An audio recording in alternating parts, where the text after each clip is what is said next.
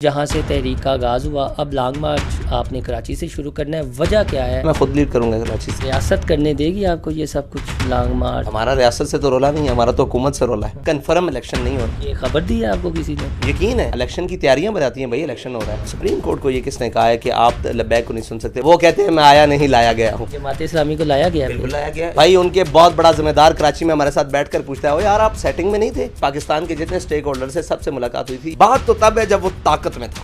کہے کہ میری ضد عمران خان ہے، جب وہ کہتا تھا تو میں نے مطلب ایک مذاکرات کی طرح ہم نے کہا تھا یہ ضد تمہارے گلے پڑے گی۔ 11 مئی اور پھر 22 مئی کو آپ کا لانگ مارچ چلا گیا لاہور، جہاں سے تحریک کا آغاز ہوا، اب لانگ مارچ آپ نے کراچی سے شروع کرنا ہے، وجہ کیا ہے لوگ جاننا چاہتے ہیں؟ بسم اللہ الرحمن الرحیم، بہت شکریہ۔ پہلے ہم نے اعلان کیا تھا 11 مئی کا، اس کے بعد ہمارے ساتھیوں نے یہ مشاورت کی کہ الیکشن کا اعلان ہے اور ساری مارا ماری ہے، تو آپ بہتر یہ ہے کہ اس اعلان کے بعد الیکشن کی ڈیٹ جو دی ہوئی ہے، جو کہ نہیں ہو رہا، کنفرم الیکشن نہیں ہو رہا۔ خبر دی ہے آپ کو کسی نے؟ نہیں، یقین ہے، الیکشن کی تیاریاں بتاتی ہیں بھائی الیکشن ہو رہا ہے۔ پروگرام کسی پروگرام نے ہونا ہو تو اس کی تیاری بتاتی ہے کہ یہ پروگرام ہو رہا ہے، تو الیکشن کوئی مذاق تھوڑی ہے، ایک ایونٹ ہے، بہت بڑا ہے، ایک ذمہ داری ہے۔ تو ذمہ داری کے اوپر جس لوگوں نے ذمہ داری نبھانی ہے، ہم ان لوگوں کی صبح شام آنیاں جانیاں دیکھ رہے ہیں کہ وہ کیا کر رہے ہیں الیکشن کے لیے۔ تو الیکشن تو نہیں ہو رہا، ہمارے سامنے جو صورتحال ہے اس سے واضح ہو رہا ہے۔ آپ کیا سمجھتے ہیں؟ یہ کوئی بھی ملک میں کوئی سمجھتا ہے کہ الیکشن نہیں ہو رہا؟ جو ٹکٹیں دے کر بیٹھے ہیں وہ بھی الیکشن کی تیاری نہیں کر رہے، ان کا کہاں ہے کسی حلقے میں کوئی ان کی تیاری، اور جو ٹکٹیں نہیں دی وہ بھی سکون سے بیٹھے ہوئے ہیں۔ تو الیکشن کی ہمارے سامنے یہ وضاحت۔ بہرحال پھر بھی ہم نے اس تاریخ کا انتظار کیا کہ شاید الیکشن کی کوئی نوید ہو جائے۔ تو اس سے بعد ہماری یہ کابینہ نے کیا کہ یہاں تو گورنمنٹ ہے، یہ کیا کہتے ہیں سیٹ اپ ہے دوسرا جو عبوری حکومت ہے، تو اس سے بہتر ہے کہ ہم جو لوگ حکومت کے اندر بیٹھے ہوئے ہیں وہاں سے شروع کر کے اور جو موجودہ فیڈرل کے اندر جائیں، تو یہ ہمارا پلان ہوا، تو ہم نے پھر کراچی سے اس لیے شروع کیا۔ خود لیڈ کریں گے کراچی؟ جی انشاءاللہ میں خود لیڈ کروں گا کراچی سے، ہماری پوری شورا بھی ساتھ ہوگی، مرکزی عہدیداران سارے انشاءاللہ۔ ریاست کرنے دے گی آپ کو یہ سب کچھ لانگ مارچ؟ ہمارا ریاست سے تو رولا نہیں ہے، ہمارا تو حکومت سے رولا ہے۔ ریاست کو اختیار نہیں ہے ہمیں روکے، ہمارا جمہوری حق ہے، ہم کہیں بھی احتجاج کریں، کہیں بھی مارچ کریں، ہم پاکستان کی رجسٹرڈ الیکشن کمیشن کی پارٹی۔ اصل ایک اعتراض لبیک پہ یہ آتا ہے کہ جو دینی معاملات ہوتے ہیں انہیں یہ اپنا مرکزی نقطہ رکھ لیتے ہیں، اگر یہ دینی معاملات نہ ہوں تو لبیک کہاں سٹینڈ کرتی ہے جو عوامی ایشوز ہیں؟ تو ہم آپ سے یہ جاننا چاہیں گے جو عوامی ایشوز ہے، جو معاشرتی ایشو ہے، جو معاشی ایشو ہے، اس پر لبیک کی کیا حکمت عملی ہے؟ دیکھیں پاکستان جب بنا ہے نا تو ایک دینی ایشو تھا جس کو علامہ اقبال نے اٹھایا اور علامہ اقبال اور قائد اعظم نے اٹھایا اور پاکستان بنا۔ وہ تھا سارے زور لگا بیٹھے تھے، پھر وہی زور لگا کہ بٹ کے رہے گا ہندوستان، بن کے رہے گا پاکستان، اور پاکستان کا مطلب کیا؟ لا الہ الا اللہ۔ یہ دینی ایشو ہے نا، یہ مذہب کا استعمال ہوا ہے نا، یہ سارا کچھ استعمال کا ہے یا مذہب کا نام لیا گیا، یہ مذہب کا نام لیا گیا تو پاکستان بنا ہے، اسی لیے پاکستان میں فوقیت بھی اسی چیز کو ہوگی، نام بھی اسی کا رہے گا۔ باقی پاکستان کے دوسرے مسائل کے لیے دیکھیں، ہم نے مہنگائی کے لیے پہلے بھی آواز اٹھائی، پھر شٹر ڈاؤن کا وہ کال ہوئی، بڑی احتجاج، الحمدللہ ہمارا کامیاب رہا آل اوور۔ پھر اس کے بعد اب انشاءاللہ ہم لانگ مارچ کرنے کے لیے جا رہے ہیں، تو دینی ہو، ملی ہو، ملکی ہو، کوئی بھی مسئلہ ہو، لبیک اپنا واضح کردار ادا کرتی ہے۔ آپ دیکھیں، ابھی الیکشن کمیشن میں جہاں سپریم کورٹ میں جب ہمارا گئے ہیں نمائندے، تو سپریم کورٹ کو یہ کس نے کہا ہے کہ آپ لبیک کو نہیں سن سکتے؟ وہ کہہ رہے ہیں ہم لبیک کو نہیں سن سکتے۔ مطلب اتنا بڑا ادارہ، یعنی یا اس کے بعد آپ مجھے بتائیں کہ کیا کسی ہمارے کارکن کے ذہن میں اس کی تقدس بحال رہے گا سپریم کورٹ کا؟ تو یہ ججز کو چاہیے کہ اپنی سٹیٹمنٹس اور اپنی چیزیں کہ 22 لاکھ ووٹر کی حامل جماعت کا ایک نمائندہ آپ کے سامنے کھڑا ہے اور آپ کہہ رہے ہیں کہ نہیں سن سکتے۔ پھر ہمارے ساتھ سب سے بڑا الیکشن کمیشن نے دھوکہ کیا اور ظلم کیا کہ وہ ابھی جو مردم شماری میں الیکشن کمیشن بھی داخل تھا، لیکن مردم شماری والا ایک علیحدہ پورا ایک وہ شعبہ ہے، اس نے تحریک لبیک پاکستان کو، ٹی ایل پی میں آپ کو پتہ ٹی ایل پی کراچی کی بھی اسٹیک ہولڈر ہے، اس نے اتنا کام کیا، کراچی میں ہماری 3 سیٹیں موجود ہیں، لیکن انہوں نے مردم شماری کے وقت باقی ساری جماعتوں کو بلایا جن کے پاس وہاں کی ابھی کونسلر کی سیٹ بھی نہیں ہے، ان کو بلایا اور تحریک لبیک کو نہیں بلایا۔ کراچی میں جو پور پرفارمنس رہی یہ آپ کے بلدیاتی انتخابات میں، وہ کوئی آپ نے اسکروٹنی کی، کوئی تحقیقات کی، جن کی ناقص کارکردگی تھی امیر لبیک کی یا جو بھی تھا ذمہ دار، کہاں؟ کیونکہ مسلسل ہم یہ دیکھ رہے ہیں آپ کا 2018 کے بعد ووٹ بینک کم ہوا ہے، بڑھا نہیں ہے۔ ہمارا تحریک لبیک پاکستان کا 18 کے بعد ووٹ بینک زیادہ ہوا ہے، لیکن وہ کم کیا جا رہا ہے، وہ کسی بھی الیکشن کی دھاندلی کے ذریعے, کسی بھی چکر کے ذریعے. اب کراچی میں آپ کو سچی بات بتاتا ہوں, آپ یہ دیکھیں جن جماعتوں کو امیدوار نہیں مل رہے تھے کونسلر کے, وہ جیت گئی. حیران کن بات ہے بھئی, ایک ہے امیدوار آئے گا, وہ کمپین کرے گا تو اس کو ملے گی. جماعت اسلامی کو امیدوار نہیں مل, یہ جو بھی ہیں وہ کہتے ہیں میں آیا نہیں لایا گیا ہوں. جماعت اسلامی کو لایا گیا ہے. اس میں کوئی دوسرے ایپ تھوڑی ہے, کون کہتا ہے نہیں لایا گیا؟ بھائی ان کے بہت بڑا ذمہ دار کراچی میں ہمارے ساتھ بیٹھ کر پوچھتا ہے, او یار آپ سیٹنگ میں نہیں تھے, یہ کیا ہو گیا ہے؟ میں نے کہا آپ سیٹنگ میں تھے شاید, تو پھر مسکرا پڑا. یہ سچی بات ہے کہ حافظ نعیم الرحمان کی کارکردگی نہیں ہے, انہیں لایا گیا کراچی. دیکھیں کارکردگی کی بیس پر ان کی سیٹیں نہیں ہیں. اگر کارکردگی ہے بھی نا, مان لیا جائے, تو وہ کچھ اتنی سی کارکردگی ہے, ٹھیک ہے جی, اور کارکردگی بیسڈ وہ نہیں ہے, ٹھیک ہے.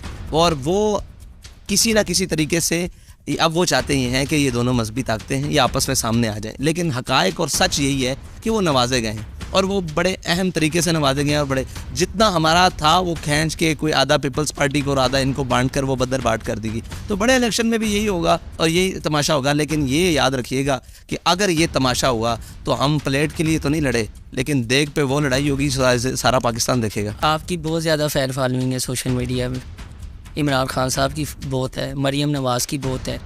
ہمارے یہاں پر یہ دیکھا جاتا ہے کہ جن کی فین فالوئنگ سوشل میڈیا پہ, وہ سوشل میڈیا کے مزاج کو سمجھ کر اس طرح کی تقریروں میں الفاظ استعمال کرتے ہیں جو عام گھروں میں ہم استعمال نہیں کر سکتے. آپ کا بھی ایک جملہ کہ نچن والیاں دے منڈے انقلاب نہیں لے آ سکتے بچے, وہ بڑا وائرل ہو جاتا ہے, آگے آ جاتا ہے. ہماری لیڈرشپ جو ہے وہ میچور ہوگی کہ انہیں نیا ضرورت پڑے اس طرح کے جملوں کی, چاہے کوئی بھی ہے, ضروری نہیں ہے آپ ہی, کوئی بھی ہے, عمران خان ہو, مریم نواز ہو, کوئی بھی مرکزی قیادت ہو کسی بھی جماعت کی. کیا کہ ایسے الفاظ نہ بولے جائیں جن سے کسی کا دل دکھے.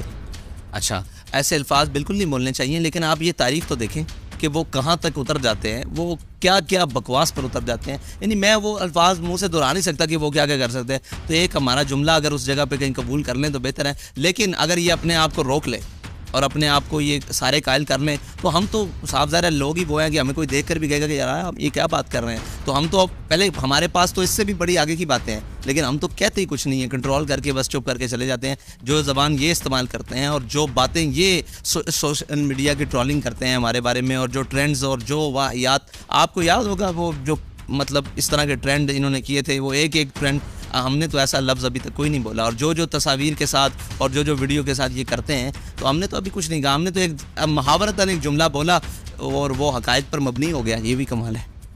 آپ صاحب ایک کنفیوژن ہے, دور کر دیں تو بہتر ہے. آپ جب گرفتار تھے, یہ شیلنگ تھی, مذاکرات تھے, آنیاں جانیاں لگی ہوئی تھیں, کیسے گئے لاہور سے آپ اسلام آباد اور پنڈی؟ میں کیسے گیا, جو مجھے لے کر گئے وہ یہ بتا سکتے ہیں. یہ عمران خان صاحب سے پوچھیں. میں تو قید آدمی ہوں, آپ کو یہاں میں بٹھا لوں اور آپ کو یہاں سے دوسرے کمرے میں لے جاؤں, تو آپ یہ تو بڑی پوچھیں گے کیسے ہیں آدمی. مسافہ ملاقات جنرل باجوہ سے اس وقت ہوئی تھی, آپ سب سے ملاقات ہوئی تھی, پاکستان کے جتنے اسٹیک ہولڈر سے سب سے ملاقات ہوئی تھی. یہ تو آپ ان سے جا کر پوچھیں کہ ملاقات کے بعد کیا ہوا تھا. میں تو ایک قیدی تھا, مجھے تو آپ جہاں جیل میں بختر بند میں بند کر کے آپ ہائی کورٹ لائے, میں ہائی کورٹ چلا آیا. آپ جناب وہ ادھر لے کر جناب سماعت کے لیے لے گئے, وہ ویڈیو لنک کے ذریعے میں وہاں چلا گیا. جہاں رات کیسے کامیاب ہوئے تھے, وہ تھوڑا سا گلتی اب سلجھا دیں. وہ مفتی منیب الرحمان صاحب کا بہت بڑا کردار تھا. مفتی منیب الرحمان صاحب تشریف لائے تھے اور انہوں نے آپ کے سامنے وہ تصاویر بھی وائرل ہوئی تھیں. کس نے متحرک کیا تھا؟ مفتی منیب الرحمان صاحب کو ان کے دینی جذبے نے متحرک کیا تھا کہ ان کے بچے روڈوں کے اوپر بیٹھے ہوئے ہیں. باجوہ صاحب مان گیا تھا, تو ماننا پڑنا تھا نا. باجوہ صاحب کوئی بھی ہوتا ماننا پڑنا تھا یار. باجوہ صاحب کون ہے؟ فیض صاحب سے کتنی ملاقاتیں نہیں دوران قید؟ دوران قید وہ مجھ سے ملنے ہیں دفعہ نہیں, اسے غالباً 3 دفعہ ملنے ہیں. تاریخی جملہ, کوئی بات چیت, بہت سارے تاریخی جملے ہیں. وہ بھی پھر کبھی بیٹھے آپ کے ساتھ پوڈ کاسٹ کریں تو پھر آپ کو بتائیں. یار یہ میں سمجھتا ہوں کہ اب صحافیوں کو بھی اجازت مل گئی ہے کہ ان کا نام لیں. بہت بڑا صحافی کل کھڑا ہو کے کہہ رہا تھا کہ اب وقت آ گیا ہم فیض کا نام لیں, تو ہم نے اس وقت بھی اس کا سامنا کیا جب وہ اقتدار میں تھا, جب وہ خوف اور دہشت کی علامت تھا. ہم نے اس وقت سامنا کیا. اب اس کا نام لینے کا میں تو سمجھتا ہوں وہ مظلوم ہے. اب ختم ہو گیا, سیٹ سے گیا گانا. بات تو تب ہے جب وہ طاقت میں تھا, اس کے سامنے آنکھ میں آنکھ ڈالنا تب کام تھا. اس کے سامنے کھڑے ہونا کہ تم غلط کر رہے ہو. جب وہ کہے کہ میری ضد عمران خان ہے, جب وہ کہتا تھا, تو میں نے مطلب ایک مذاکرات کے دوران ہم نے کہا تھا یہ ضد تمہارے گلے پڑے گی اور تمہارے ایسے گلے پڑے گی. یاد مطلب یہ بات کر رہا ہوں اقتدار کی. اب تو اس کے بارے میں نہ ہو. تب اس نے کیا کہا یہ جب آپ نے جملہ بگڑنے پڑی؟ تو خاموش ہو گیا. باقیوں نے ساتھیوں نے پوچھا آپ نے اتنے وثوق سے اتنی بڑی بات کر دی. یہ جو باقی عمران خان صاحب کے ساتھی بیٹھے ہوئے تھے ان کے سامنے جن کو وہ گلے لگا رہا تھا, میں نے ان کو کہا کہ آپ پہ بڑھاپا طاری ہونا ہے اور آپ کے لیے جیلیں میں. اب کون کون تھا؟ اعجاز چودھری, راجہ بشان؟ نہیں, یہ علی محمد خان صاحب اور باقی ساتھی جو اسد کیسر صاحب تھے اور یہ اور باجوہ صاحب سے آپ تینوں بس ملے؟ جی باجوہ صاحب سے ملاقات؟ بھائی جو بھی ملنے آیا مجھ سے ملنے آیا, میں کسی سے ملنے نہیں گیا. یہی آپ کہہ رہے ہیں کیونکہ میں تو قید میں ہوں. نہیں, جب باجوہ صاحب سے ملاقات ہوئی, لاسٹ میں پوچھنا چاہ رہا ہوں, مفتی منیب, کریم ڈیڈی, جی وہ ان سے ملے نا, باجوہ صاحب ان سے ملے. اور باجوہ صاحب آپ سے بھی ملے تھے؟ بس ایسے ہی سرسری سی ملاقات ہوئی, کوئی زیادہ نہیں. وہ ایسے کہتے تھے کہ لبیک کو سیاست میں آنا چاہیے جیسا سے. کون کہتے تھے؟ جنرل باجوہ صاحب. وہ کہتے ہوں گے, ہمیں تو انہوں نے اتنا ہی کہا تھا کہ آپ ملک کے لیے کردار ادا کریں. آپ کو نہیں لگتا کہ پی ٹی آئی اور آپ کو بڑے طریقے سے آمنے سامنے کر دیا گیا؟ پی ٹی آئی اپنی بے وقوفانہ حرکات کی وجہ سے آپنے سامنے آئی. دیکھیں نا, ہم آمنے سے آپ کی کوئی دشمنی؟ پی ٹی آئی سے اب تو دشمنی ہے یار. تو ہمارے مطلب انہوں نے اتنے شہید کیے ہیں. مجھے یہ بتائیں کہ وہ ذل شاہ کو ایک لے کر ایک شہادت ہے نا, میں تو سیاسی کارکن کو ایک چھڑی لگنے کے بھی خلاف ہوں, بڑی دور بات ہے اس کی شہادت. لیکن آپ مجھے یہ بتائیں کہ ہمارے تو 53 شہادتیں ہیں, وہ کہاں جائیں گی؟ وہ ایک اپنی شہادت بھولنے کے لیے تیار نہیں ہے. وہ ان کو ایک یاد ہے کہ اعظم سواتی کو ننگا کیا. ہمارے لوگوں کو تو آپ نے قبر کے نیچے پہنچایا. آپ سر لاسٹ میں بتا دیں, جو کراچی سے 22 کو آپ نے شروع ہونا ہے, تاریخ چینج تو نہیں ہوگی؟ اور کیا مطالبے ابھی تک تو تاریخ یہ ہے, اگر ہماری شورا نے فیصلہ کیا تو یہ چینج بھی ہو سکتی ہے, پہلے بھی ہو سکتی ہے, بعد بھی ہو سکتی ہے, یہ کوئی مسئلہ نہیں. لیکن انشاءاللہ ہم آئیں گے, یہ بات طے ہے.